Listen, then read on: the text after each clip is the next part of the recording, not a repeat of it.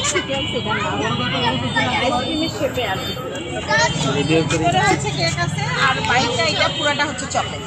এটার মধ্যে আইসক্রিমের কিছু নাই না আইসক্রিমের কিছু আইসক্রিমের কোনো ছিটা ফোটা নাই শেপ আর কিছু না ও আচ্ছা একটা ভাঙেন তো আমি যে 50 টাকা দিয়ে আপনার কাছ থেকে এই কেকটা কিনে খাবো এটার মধ্যে কি এমন আছে দেখি ভাঙেন আমি আপনি ভাঙবো হ্যাঁ ভাঙেন কেন মানে একটা ভাঙেন না আপনি ভাঙেন আমাকে দেখান যে আপনি 50 টাকা দাম নিচ্ছেন না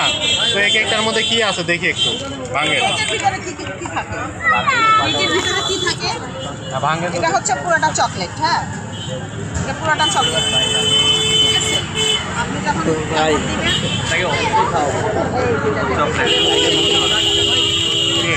ভিতরে কেক আর পুরোটা হচ্ছে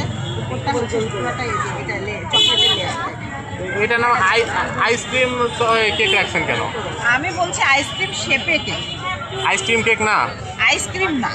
সবাই যে বলে আপনি আইসক্রিম কেক নিয়ে আসছেন ঠিক আছে ওই যে আইসক্রিমের মতো দেখতে এই জন্য বলে আইসক্রিম কেক ও আমি এটা আপনার ভাঙালাম যে আমি ভাবছি এটা আইসক্রিম ভিতরে আইসক্রিম থাকবে দেখেন ভিতরে আইসক্রিমের মতো না কিন্তু শুধু ঠান্ডা না ভিতরে কিন্তু আইসক্রিমের মতো কিন্তু 50 টাকা হিসাবে দাম বেশি হয়ে যায় না চকলেটগুলোকে এমনি এমনি আইস আর এটার ভিতরে পরিশ্রম জানে হ্যাঁ মানে যার ধৈর্য নাই সে জীবনে ওইটা বানাইতে পারবে না